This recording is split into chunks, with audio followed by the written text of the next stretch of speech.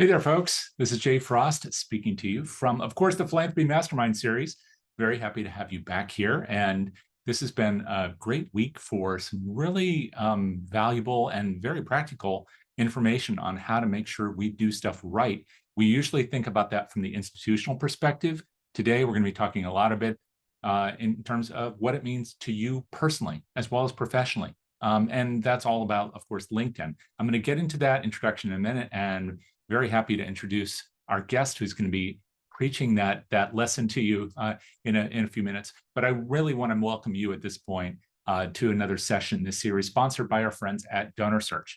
And once again, if you've seen this before, you probably have heard me say this before, and that's that we won't be talking about DonorSearch much today, unless, of course, our guest decides to mention them for some reason. And it's not for any lack of affection. We deeply appreciate what they do in the sector as a whole, especially in helping us to understand who our donors are, donors today and tomorrow, but also what they've done in terms of bringing this content to you. So since 2016, we've done hundreds upon hundreds of these sessions, including a conversation previously with our guest today on a range of topics that are really of vital importance to us in the fundraising and philanthropy sector. And so if you want to learn more about either DonorSearch or see any of the rest of that content, you can do that over at DonorSearch.net. Again, that's DonorSearch.net under the resources tab. Lots of stuff there, including a schedule of all of our 2 sessions per week and our podcast per week. That's right, 3 programs per week. It's a lot. Please do let us know what you want to see and hear. You'll see a survey at the end of today's session all about that. Now, enough of the preamble. I want to introduce you to, or perhaps reintroduce you to somebody that I hope you already recognize the name of, but you certainly will know a lot more about him today. He's the author of this little book that I have on my shelf, and I hope you'll have it on yours. And that's, of course, the book is You, Us, and Them, LinkedIn Marketing Concepts for Nonprofit Professionals Who Really Want to Make a Difference, like you do and I do. And that's Mark Halpert. He's the man behind Connect to Collaborate, behind this book, another book on LinkedIn, and has been training and coaching the rest of us in this world for a long time to make sure that not just our profiles are optimized, whatever that means, but maybe more importantly, so we have a true and vital relationship between and among professionals all around the world using that platform, both for ourselves and also for our organization. So with that, I want to welcome Mark very much and thank you very much, Mark, for hanging out today and giving us a little education, make sure we've got things tuned up. Thanks so much, Jay. It's good to be back with you. You were instrumental in reviewing the book, and I've known you for, 20 years, something like that. I mean, it's been a long time, and it's good to be back. Nice to be back on DonorSearch as well. I'd done one years and years ago. So yeah, today we have a different topic. It's an update on LinkedIn, what you absolutely positively have to be doing right now.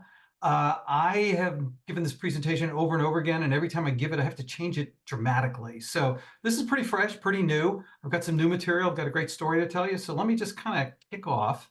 I'm going to apologize in advance if you see any black or gray boxes here. I'm having some issues with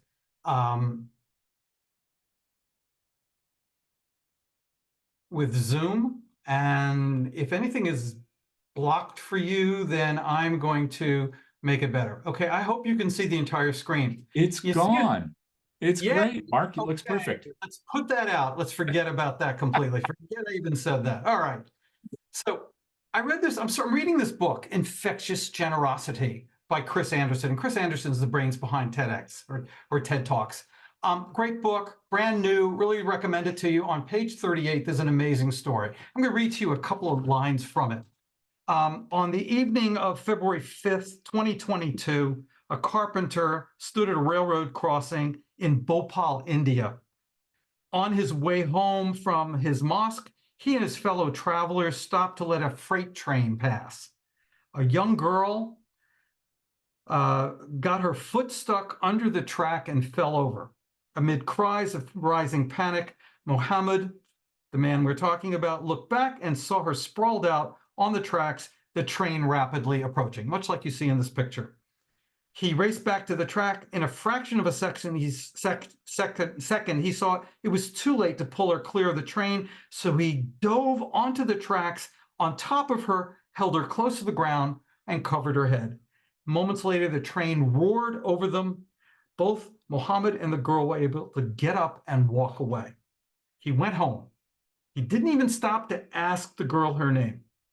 And then later, when people started finding out about his story, he replied modestly, he had simply acted on instinct. Well, I would posit that it's more than instinct. I would say it's generosity. I would say it's compassion. I would say he's a hero. And I've been in the nonprofit sector for 23 years, and I will tell you that many of the people that I came across in the nonprofit sector were generous, compassionate heroes. And many of you are. And if I know you, you know that I have great respect for what you do. And the world doesn't give enough respect to what the sector does. So how do you tell the rest of the world how amazing you are, how the mission you function to make a part of our lives more visible to us is in your heart, in your soul? So you get a chance on LinkedIn. And I wrote that book several years ago. And it's still the only book on the market on how nonprofit professionals can use LinkedIn. I saw the need. I answered the need. It's still every bit as fresh, even though LinkedIn changes a lot. It's not written for dummies or how to click here or do that or do this. It's written for broad concepts. So read this book by Chris Anderson, applaud yourself, feel good about yourself, and we'll push on. So today I want to cover some themes here. How do you express why you do what you do versus anybody else like you in another organization? How can you be on the short list for yourself or for the organization you represent if you're being considered? And folks, it's competitive out there. It's competitive for the donor who has the money, who has to figure out who is most worthy. Everyone's worthy, but sometimes it's not going to be you. You have to tell that story. How do you take that rich past of your experience, where you are today, your present, and what you want to do in your future, or what your organization thinks it can do in its future, so that the attention deficit reader will want to consider you? How do you routinely demonstrate your thought leadership, not just in your LinkedIn profile, which is static? Once you write it, it's there until you change it, but on a routine basis, by gestures and sharing your work, others' work, writing your own work, your ideas stay top of mind, to be referable, to be top of mind, to be giving to your organization in time or money. And then we'll have Q&A at the end. So LinkedIn is a brand marketing tool, and we want to use it well. But like every power tool, we want to use it carefully. And we want to know how to use it for the right situation. And if we don't know how to use it, we want to ask for assistance. It's not something you can just fake, because it's going to get you in trouble. And the problem is, if you were like me, you grew up and you were taught not to talk about yourself. Don't talk out loud. Don't talk out of turn. Only talk when spoken to is a really old mentality, but it still pervades to this day. And a lot of the professionals that I speak to tell me that they've never really been able to find their own voice. And I was the kid in every marking period, on every report card, it would say, Mark should listen more and talk less. Well, that's a true sign of what an entrepreneur is going to do, or what a good do-gooder is going to do. They want to talk about what they believe to be right. And as yourself, you can only talk about yourself the best you can. Don't expect someone else to speak about yourself as well as you can speak for yourself. That's the marketplace where we are today. And it's okay to need validation, because we are all vulnerable, and vulnerability is a human aspect, and that is what we're here to do. So give yourself permission to talk about yourself just a little more, just a little better, just a little richer, and tell your story. Because if you don't tell us, we're never going to know. And I'll tell you right now, LinkedIn is really hard to use. And it got 160 times harder to use in 2023. That's how many changes occurred in 2023. And like everything else Microsoft, it's got the weirdest, crazy logic. So approach it with a plan.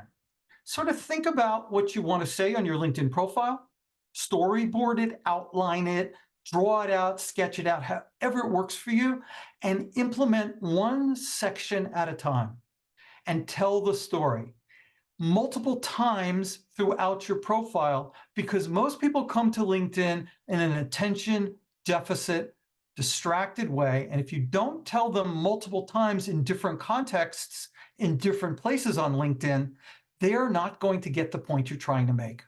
And I'll do that a little bit in this presentation too. I'll talk to you about the same thing in different places, same themes, different context. So you can't mess up LinkedIn. The worst thing you can do is do a bad job of it. But if you're patient and you play with it and you talk in marketing talk, then you're going to do well. And if you've never spoken in marketing talk, it's time to learn.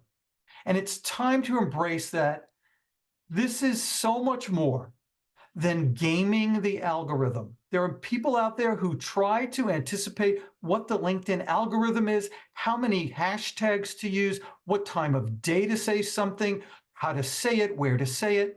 Folks, let me tell you, you can game the algorithm all you want, but if your LinkedIn profile's not good, you're not going to get any interaction.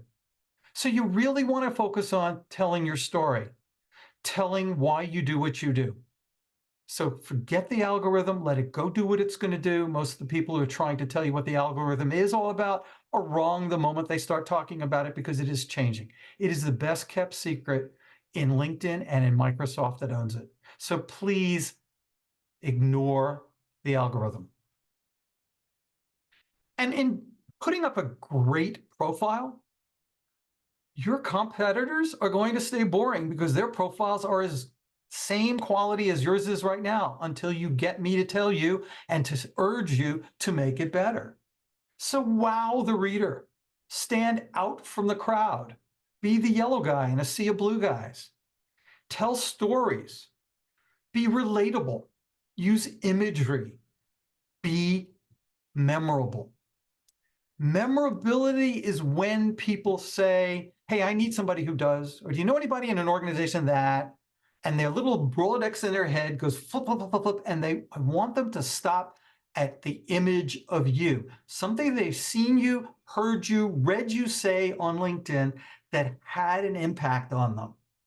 Not copy paste from your resume, not copy paste from your bio page on your organization's website. This is a place where you complement the old-fashioned CV bio resume that only tell what you did in your past. You want to tell people what you've done in your past that makes you who you are today, and a little bit about where you really want to go in your future. Again, I've said that before, but I'm saying it in a different place, different context. And I have a word, I've coined this word, amazinger. And I can sit with any of you in about 10 minutes. I can hear one or two amazing things you're all about. Because so many of you carry with you the passion to see the world in a better place through your mission of your organization. But I want you to be even better. I want you to be amazinger than the next best person in your organization, amazinger than the next best person in a competing organization, just amazinger in the sector. And how do you do that? You have to be very introspective. You have to assess what makes you great. And we're not trained to do that. And it's a hard thing to do. But once you give yourself the permission to talk that way, you will become more relevant. You will be more interesting to the outside reader from the 30,000-foot view. And you will keep improving your usage of LinkedIn with time and experience, because what's changing? The more time you spend, the more experience you have, the more you have to update your LinkedIn profile. So here's a tip for you. Go into your calendar and every 3 months, calendarize, review your LinkedIn profile and see if the last time you wrote it, it's still valid, because we're all changing with technology, the economy, the world situation. So don't be afraid, even between every 3 months, to go back and take a look at, is this properly saying what I want to say about me? And an even better question to ask is, if I need to be amazinger, would I donate to my cause based upon reading what I'm putting out there? Or would I volunteer? Or would I be a member of the board at this organization based upon what I'm expressing? This is what people are looking at. They want to be sure that they're getting into an organization in expertise or in money or in time, 3 things that they expend with you in a way that makes them want to be part with you. and you be a part with them. So no two of you are alike. No two of you have the same experience. No two of you express yourself the same way. Only you can be yourself, express yourself in an honest, authentic, relevant way. And I put be relevant in caps because in bold, because that is the most important thing. Of course, you're going to be honest, and of course, you're going to be authentic, but you're writing to the reader. You're not writing to yourself. Are you touching on the points that people want to know? And if you're not relevant, they disappear. They're going to be just like the Roadrunner in the cartoons. Boom, they're gone, and they never come back. But if you are relevant, what they do is they look at your LinkedIn profile. They start at the top.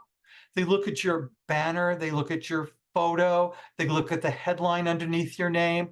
If they like that, like on the newspaper, they see the headline, they see the picture, they want to pick up the paper and they want to read the story of you.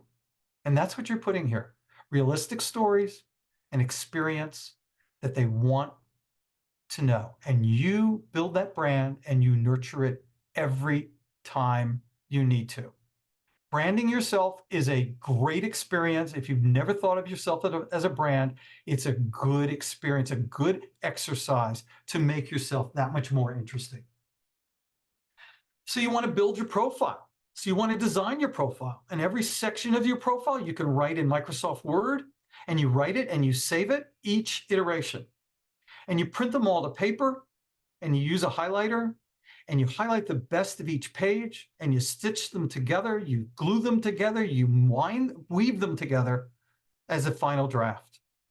And there's a wonderful tool on Microsoft Word and Outlook called Read Aloud. It's a function that lets the software read to you in an electronic voice, and you will hear in your ears whether what you wrote between your fingers and your eyes on the screen is the best that you can do. And I wrote 2 books, one of which Jay was nice enough to show.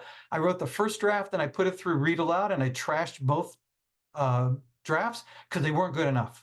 They didn't say what I wanted to say, and I didn't hear them say what I wanted to say. So it's a great lifesaver. It really makes your writing that much better, that much more reliable, that much more relevant, that much more referable.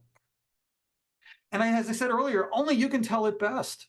This is you telling your story. You know what you want to emphasize from your career. You know what your interests are. You know the details that you want to accentuate. The audience is there. They want to listen. No one can tell it as well as you can, and you have to tell it well. Because if you don't, as I said, they leave. If you do, you can get them to stay as long as you can keep their attention and give them a call to action. Make them want to contact you and make it easy to contact you.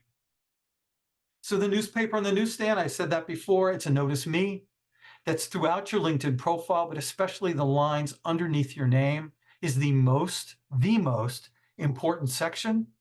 And right under that is your about section, which gives you additional space to talk about yourself from a 30,000-foot view. Like a long elevator pitch, you get 2,600 characters, including spaces, and it's a read all about it to the end. And that's your goal. You want people to see as much as you can get them to stay with you, to read what you have to say about yourself and how amazing you are and why you do it. We're now writing in full sentences with the pronoun I and powerful verbs. And on the left, you see a link to the Muse ran an article several years ago at this point about 185 powerful verbs. It'll make your resume awesome. It'll make your LinkedIn awesome too. Awesomer, shall we say.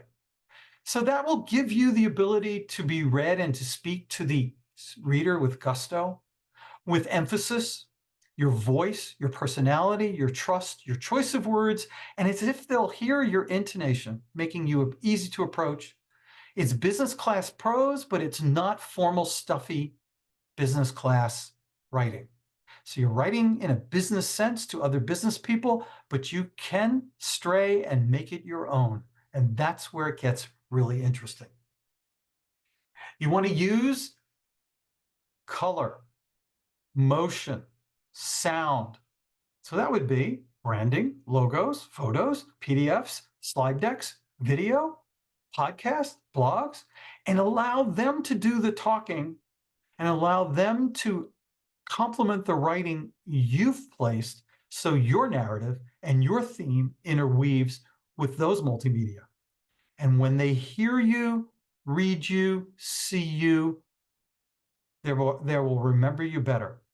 It's the human mind does much better with sight and sound, so use it to your advantage. So our hearts and minds cling to a brand, and making yourself a brand, you're not only appealing to somebody in their heart, although you are a lot, because that's a lot of what you do, but they do give cerebrally as well, intellectually as well. So you want to make it a combination of the hearts and the minds. And see, these boxes of cereal, they're all brands. And I interplayed the brand of me on the bottom left corner. I'm a brand. I want you to pick my LinkedIn profile up, or you're saying that to your clientele. I want you to pick up my box and I want you to read me like you would read Total or Kicks or Lucky Charms. I want you to be impressed. I want you to try me. I want you to come back to me. I want you to rely upon me every year to help solve whatever the issue is you're trying to solve. And that's where you get your long-time donations and your long-time donors of time and intellectual capacity. And multiple touch points are required to reinforce that brand. That's why you just don't see one ad for Lucky Charms, you see bunches of them. So the narrative, the quality, the sight, the sound, this is all planned. It's all organized. And you can do it. But the beautiful thing that LinkedIn lets you do in this graphic is beyond your resume, which only talks about your experience on the top right corner. You get to talk about the things you've learned from your perspective, the knowledge you've gained from your experience, the competencies you've earned by falling on your face and getting up and doing it better the next time, the training it took to get you to where you are today, the growth of your career, the abilities you bring to the table, and most of all, the skills that you possess and you refine and you burnish every time you use them. It's so important so people get a complete view of what makes you the professional you are. So they'll want to meet you. They'll vet you to see if you are worthy of the privilege of connecting to them, and you should do the same to them as well. They'll onboard you, then they'll nurture you. They'll want to refer you. They'll endorse you if you do great work. They'll recommend you if they can tell the story of all that great work you did. And you can network up. You can network up to people you don't even think you'll ever have touch with by your reputation and what people say and comment about you and how you appear from your own voice. So your brand is a continuum of time. You are always improving. Your past experience brings you to where you are today. Today is what they're buying or they're wanting or they're implementing based upon your past experience. And now you're in charge of taking your present and bringing your future with it so that the donors, the board members, the volunteers, the sympathetic vendors, anybody who's involved with you, offering you time, money, or expertise, want to ride your coattails with them at your coattails because you are providing them a future path. You're giving them a glimpse of a better future. And that's where we're going. Past makes your present, present indicates your future. So you see, it's hard. It's complicated. It's probably more than you ever really gave it credit for. But I am looking at this as your brand marketing in a way that you can do, I hope you want to do, and you'll find another way to make better. And tell your story. And let them bask in the sunshine of the great story and why you won the day. Make them want to know more. And being scintillating in telling your story, like this older gentleman here, takes practice. And he earned that gray hair because he was in the field and he learned how to tell stories to combine people with him.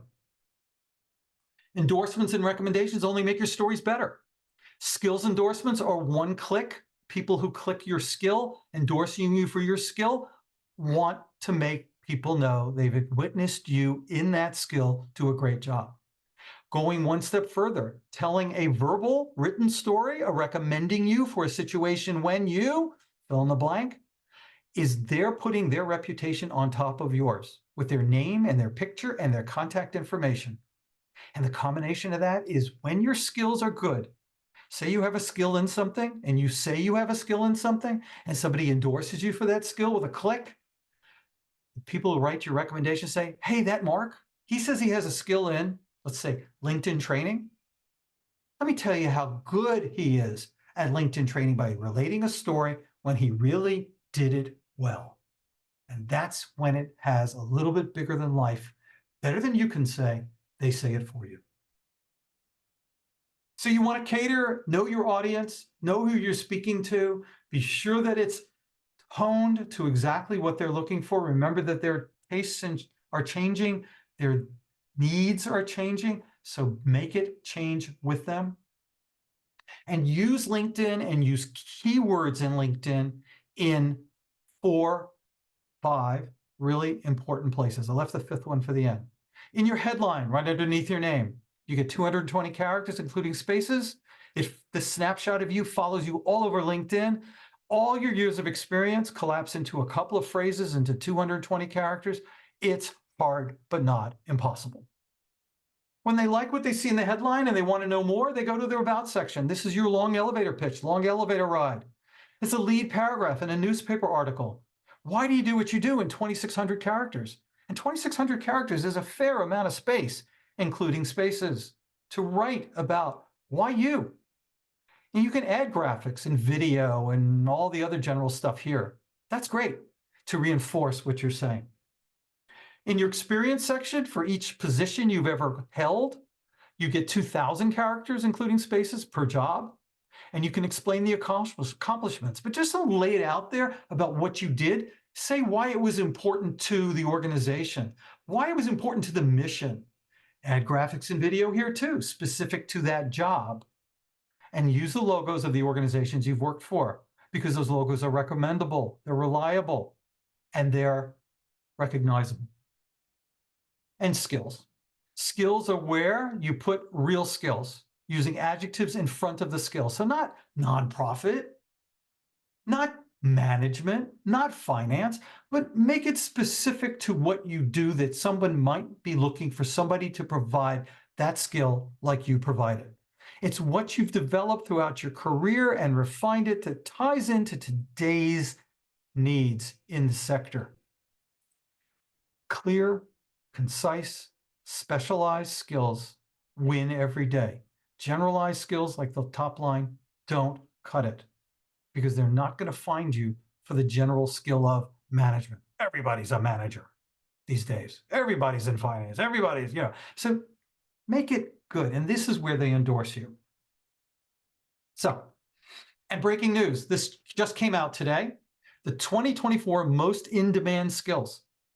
From the broad brush of LinkedIn, not just from the nonprofit sector, but nonetheless, these are skills that you might want to implement, think about in planning your LinkedIn profile, because you're at the end of the day, you're the sum total of the skills and the experience that you earned along the way.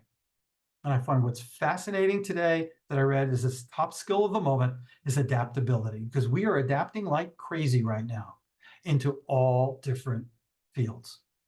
Then the link for this just came out. It's right there. Maybe you saw it on LinkedIn, but I got it because I subscribe to LinkedIn Learning's blog. So you need to process all this, and you need to know that once, as I said earlier, once you put your profile up and it's really, really good, you've got it really sparkly, that's not good enough because it's basically static. So you need to comment and post on LinkedIn. This is where you get recognized, and this is where you gain a following. So there's a professor at Columbia, Cheryl Dixon, who gave me authority to talk about these 4 things. It was on her slides, and I adapted them to a LinkedIn audience. So the first thing you want people to know is what they don't know yet. And that's a great blog. It's a great post on LinkedIn. I just read that. I just found out that.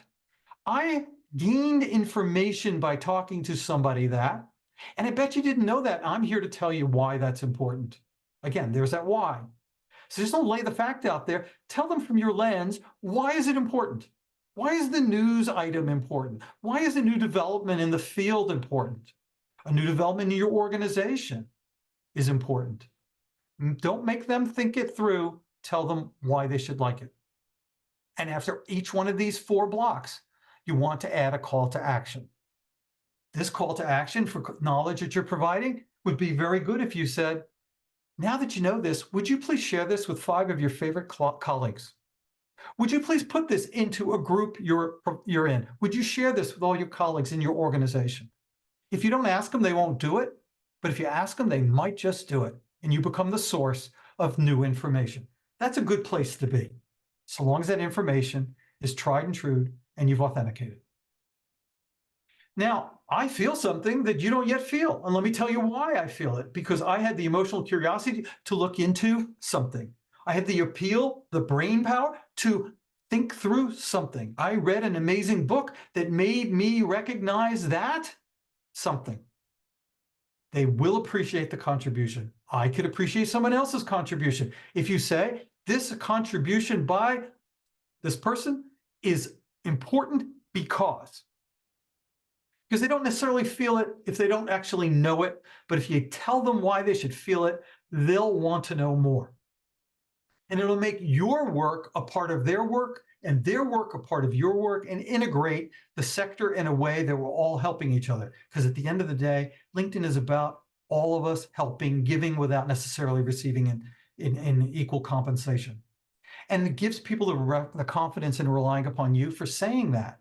So you say, now that you know how I feel, and here's a source for where I learned this, do you know anybody else that needs to know this? And please tell them. And please tell me how you feel about this. There's a call to action. It creates conversation at a very high level. Now that I know and feel something, it's a big jump to make somebody believe something they don't believe yet. But if it's a fresh viewpoint that's never been explored, or through experience or experimentation, conclusions are made. And if you're in the medical sector, or if your nonprofit works within the medical sector, any experimental conclusions creates new belief. And we just build on that. This would be a really good place for you to talk about something new that you found out about relevant to your nonprofit. Business research, and take those old isms, as I call them, the old-fashioned pre-pandemic expectations, and adapt them to where we are right now. And there's no place even more important to where we are right now than artificial intelligence, which is all the buzz. And once you put something out there they should believe, say, if you believe this, tell me how it works for you, or where can you implement this into your work, and create conversation. And other people jump in on that conversation and they add and make that conversation rich. But somebody has to start it and somebody has to answer it. And the fourth one, and probably the most important, what do you want your connections or followers to do now that they know, feel, believe what you've shown them? You've shared something with them. You've commented back and forth on various posts. If you disagree, you can opine professionally and logically why that has not been what you've seen. Somewhere along the line, somebody's going to need to change their way of thinking. And you can engage them for direct and interesting conversation. And you say to them, now that I've shown you something new to believe, feel, or believe, to know, feel, or believe, who can you refer me to? Or who can you refer to me who may need the expertise and the insight that I now possess? And always inquire how we can all help each other. Is this something that your organization needs information on? Is this something that people on your board need to be brought up to speed on? These are things that you can ask and get them to do something. At the end of the day, you can talk all day long, but if they don't do something with it, you haven't spoken properly.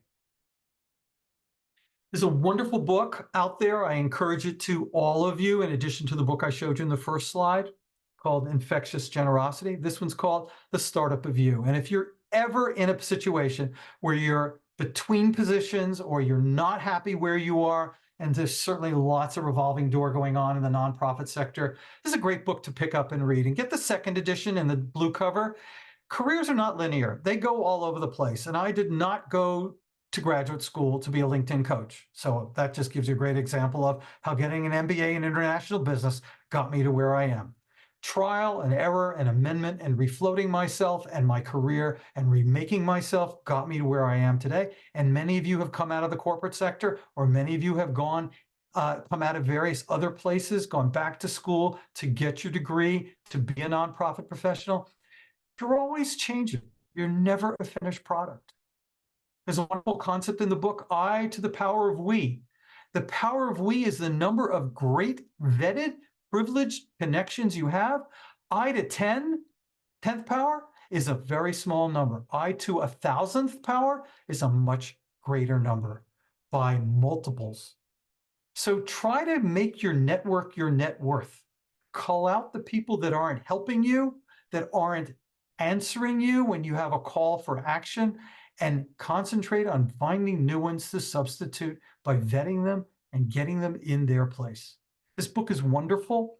It's a great listen book on audio. It's really easy and fun to listen to read. So there's a great book.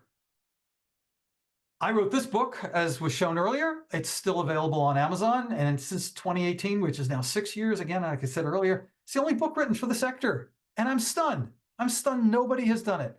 There is a book back from 2017, and it is $85. I promise you my book is not $85, and their book is academically driven. This is a practical book, marketing concepts.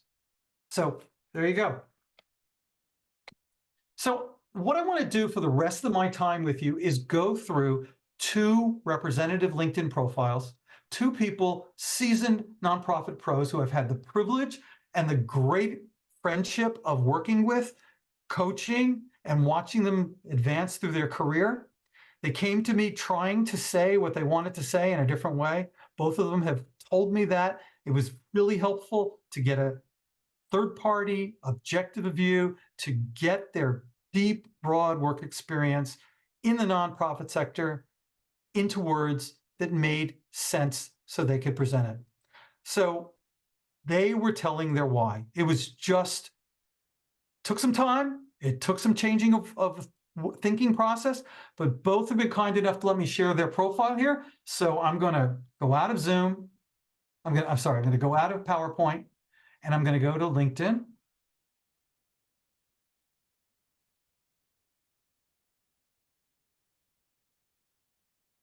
And Sue Lee, you are on the call, I hope. I hope you're well. What I want to do is I want to show you some of the highlights of Sue's profile. A couple of things. She has a really great headshot, very approachable, looks like her, better in person, good person. Pretty good banner back there. She has more room to talk here, but it's succinct and it's just like Sue. She tells it like it is. This is what I do. Contact information. A phone number and an email address would help. That's something, Sue, I know you'll want to do at some point. She and I have 36 connections in common. She's written a good, succinct about section, tells in a nutshell what she's all about. Everybody's personality, everybody's expression is different. You'll see the next one. It's just a different way of orienting towards it. She's been active. She has a good description of what she does. Her title, what I do, present tense, describes what she does. This is what I'm responsible for. She's only been there 5 months, so there's not a lot more that she could say. Grand job on this, Sue. Love it. Really good. And she's identified 18 skills from her skill set down below on LinkedIn that she's using in her job as Director of Development at the Asian American Federation right now. Same thing for her year at the Garrison Institute. Same thing for her year at Coalition for Asian American Children and Families. Same thing for her 15 years, a long time at Cancer Care. LinkedIn allows you to ladder your experience when you go from Director of Institutional Giving to Senior Director of Development and talk about the things you accomplished there. She did a good job with all this. You can't see all of it. You can go look at it yourself. Talks about her teaching outside of her career. Great stuff. Where she went to school. She's a volunteer. And here's where the skills come in. Really good stuff here. Let's look at institutional giving, for example. She has identified 6 situations in her various experience in the past where she's used the skill of institutional giving. She was endorsed by somebody I know and she knows, and she's endorsed by one person in the last 6 months. So it's not stale. I could endorse her here. I'm not, because I don't know her directly for institutional giving, but she's identified 50 skills. You are allowed 50 skills here. And she has recommendations that address those skills. Brian gave her a recommendation for that skill. Catherine gave her a recommendation for her skills there. She has 6. That's great. They've done some courses, some language, and interests. Short, sweet, to the point. It's just like speaking to Sue. Let's go to my other buddy here, Michael Pullman. Mike, I know you're here. Mike's out in Seattle. I wish you hadn't moved from New York. I never get to see you anymore. Good use of describing what he does. He even put in the name of his company, Discerning Path. And they do, next question is, what do? Philanthropic strategies, fundraising, gift planning. Contact info, LinkedIn URL, mobile phones, we can get texts, address, where he's located, direct email, and I've known him all these years. Wow, Mike, 7 years, that's great. His about is really strong. And he's strong because Mike has a neat past, a really good past. He did a long corporate career, and he did a long nonprofit career, and he's on his own now, out of an organization as a consultant. He has a story to tell, and he has done an excellent job in writing his about. So you can read this at your convenience. It gives the skills that you need to know. He's identified his top skills. He has featured sections where he's using material he's written to show he can write well from his past experience. He's been active. Here's where he's talking about his brand new company. This is what I do. Strong verb, pronoun I. How did he get to HSS? Well, he was recruited from NYU Langone. There's the story. And gives all that he has to talk about for what he accomplished there. And he has a great career. So I'm not going to go through every one of these, but here's the one I want to show you. If you are a corporate person and left the corporate world and came to the nonprofit sector, we work together to make this job called prior business experience. And for the 20 years from 1980 to 2000, when he was in corporate, we wrote at a very, very high level. He wrote, I helped critique it at a very, very high level, what he learned and accomplished and benefited from that he brings to the nonprofit sector to talk to business people to get their gift planning going for the organization he worked with. So really good stuff here. Really, really good stuff. Everybody talks about it in a different way. I want to go back to his profile. Education, volunteering, his skills, 34 skills. That's great. Again, all good stuff. Recommendations, it's good. And interests. So thank you both for letting me show your profile. I'm going to open it up to questions. I guess we've got about, what, 15 minutes or so? Am I close? Yes, exactly. Thank you so much, Mark. That's exactly I just reappeared because I've been writing down questions of my own. And before I ask any of my own, I want to make sure we open the doors for others. And we did have one before, but I want to encourage folks, if you do have questions, to go ahead and put them in the chat, use the Q&A, whatever you want. Plus, Mark, I should just have you share right now how people can reach out to you. So for those who miss some of the Q&A, they can reach out to you later. How can people best reach you? Okay, well, you can text me, 203-218-8288, 203-218-8288. You can email me, Mark Halpert at collaborate.com, Mark with a C, Halpert at connect, 2, collaborate.com. Mostly go to my LinkedIn profile and go to my contact information, and it's all right there. If you send smoke signals, I'm going to get them. That's what I believe in, and you will hear from me immediately because I'm an in the moment type of guy. This is what I preach, and that's what I practice. So that kind of brings up the first of what would have been my questions, which is some people think, well, should I go ahead and connect with people I don't know? So let's say someone's in the room with us today. They're interested in having some kind of contact with you. How best should they do that? Okay. And should they just write you a note, or should they try to connect when you haven't met? What do you recommend? Well, you can always follow me. When you follow me on LinkedIn by clicking the follow button on my profile on the top page, you will get everything that I produce because I have it set up that way. And every morning at 8 a.m., you're going to get something from me that's going to talk about LinkedIn from my lens. And that's just the way I am. And you don't have to subscribe if you don't want to, but it's coming at you anyway. You can send me a message and say, I was in the donor search session with you on February 8th. And you said something that I didn't quite understand, and I'd like to get more information. Can we chat about it? I'm going to do that. I'm going to do that because my commitment is to the sector, because I do miss and love it very much because I'm not in the sector anymore. But I still have, it's in my heart. So I'll respond.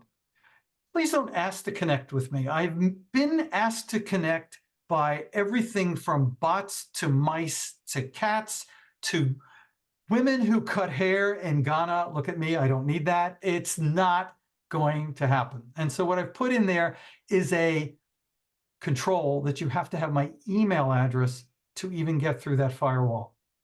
So it's not because I'm obnoxious or mean or nasty. It's the only way I can defend myself from not getting inundated after every presentation I get with 350 people say, I want a piece of you, I want a piece of you. Follow me. It's benign, it's easy.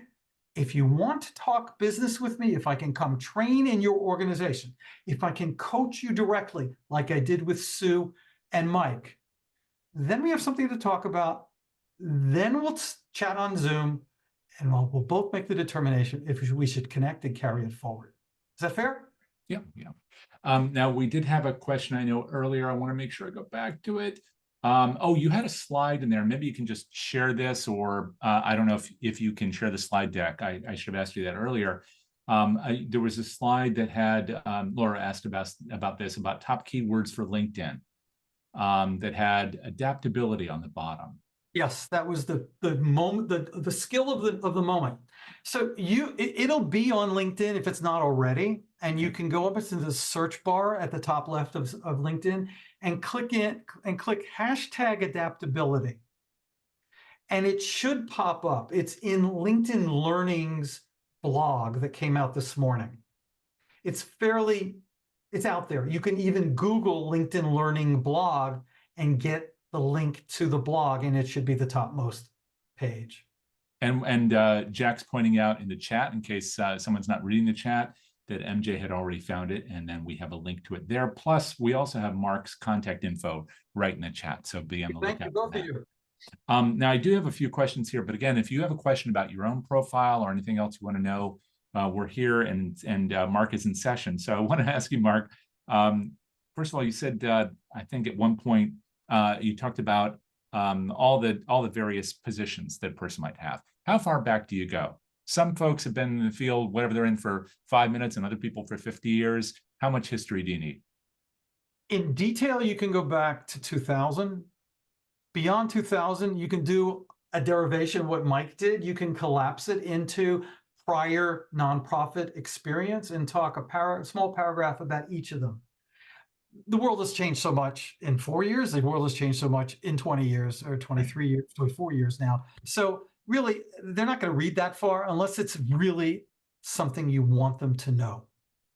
Another thing you can do in your profile is you can address that you did something in 2007 that was fundamental to making you who you are today, and talk about that in your about section. Want to know how I got into this sector? Well, let me tell you, in 2007, I did this. Read more below. So you can find places to place it so it gets more eyeballs. Right. You talked a lot about kind of the structure and almost compared it to a newspaper. I like that one slide because it makes the point, and about the lead. You started with that, that headline and then the lead. And I wonder, I've seen a lot of terms, and I just want to throw them at you and get your reaction. Rock star, ninja, uh, things of that nature. So when you read those, does that strike you as, okay? Yeah, look, I said this is business pros. I said that you can still be yourself. If you use the word ninja all the time, twice a day, then maybe you want to put the word ninja there. But you know what? That's a little tough. I would say find ways to demonstrate you're a ninja. Find ways to have people opine in a recommendation that you're a ninja. If they say it, that's one thing. If you say it, it's not as good. So let them say it. He was a ninja because he came in or she came in and fixed whatever it was that no one here could fix. What yeoman work did you do that made you the rock star ninja that you want to be perceived? Right. Yeah. I don't think I ever heard Bruce Springsteen or Mick Jagger refer to themselves as rock stars, even though they are. So then what you also talked about Sue's about, and you said one thing you said was it's succinct. And I'm wondering if you think that that's important, that just making things that are that short and visible, because you talked about that character length and how you have space, but is it better to be short or can you go long? Complete.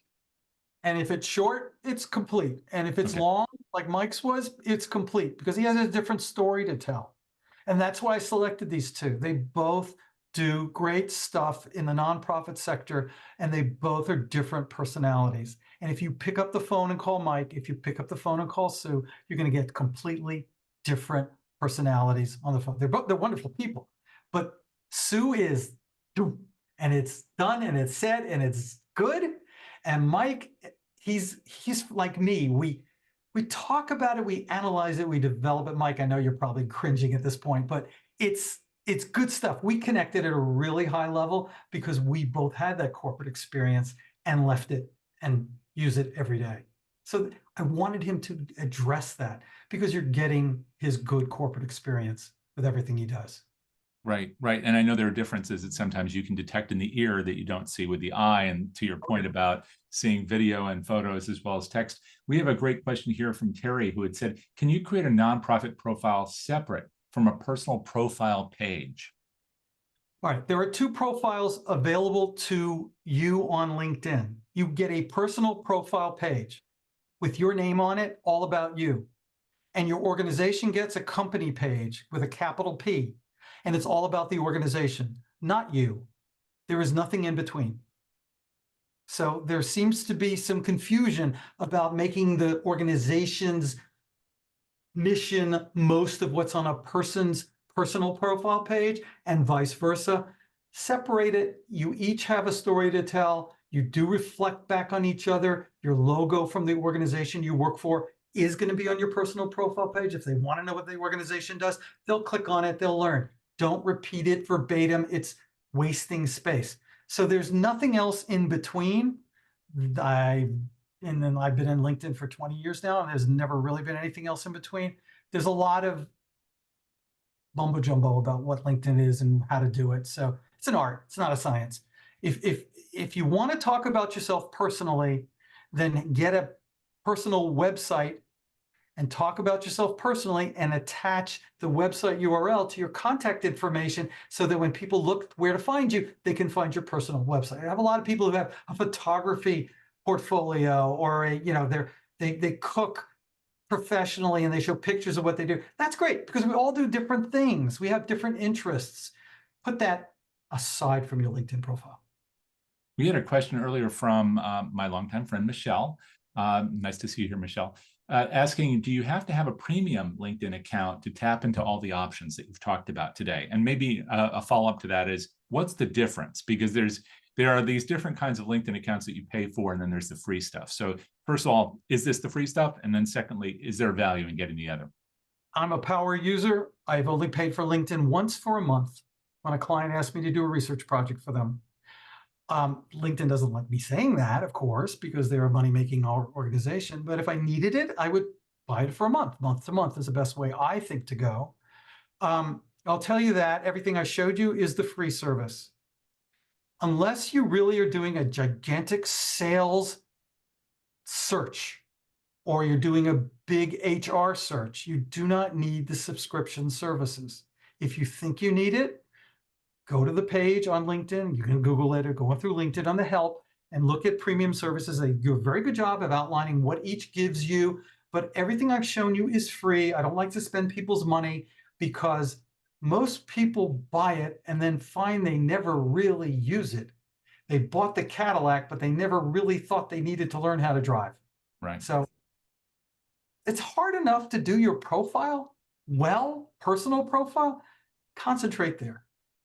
And that may be a different answer for an institution, right? Depending upon what their needs are, like if it's HR or something like that, or because there's LinkedIn Sales Navigator, I guess, and different things that people are trying to do.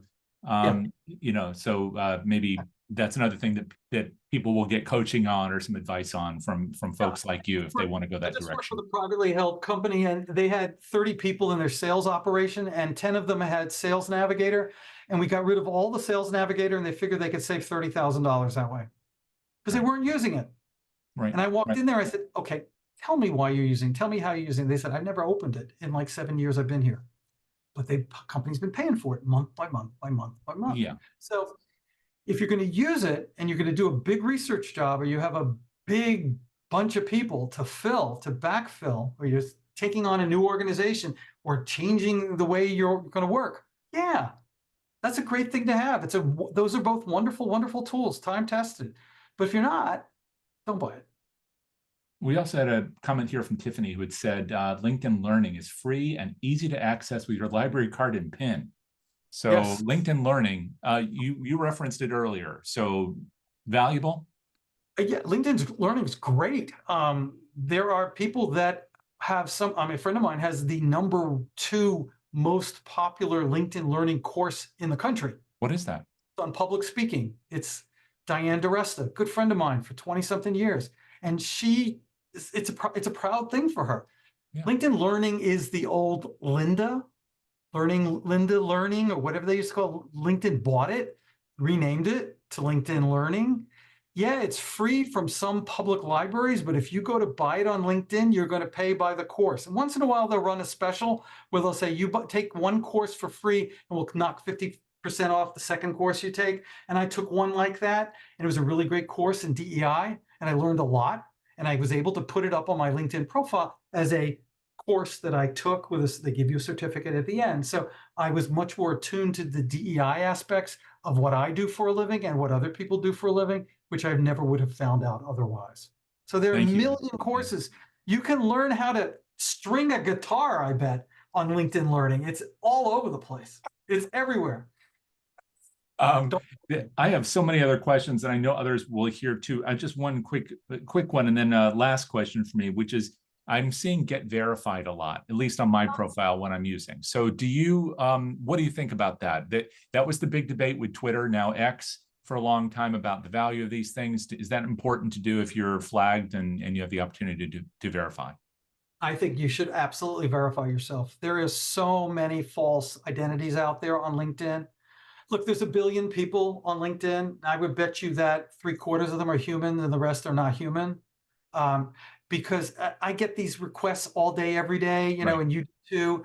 And those Ghanaian hairdressers were all non-verifiable. So they didn't look Ghanaian. They didn't go to school at Harvard to become a hairdresser in Ghana. I mean, it was all stupid stuff.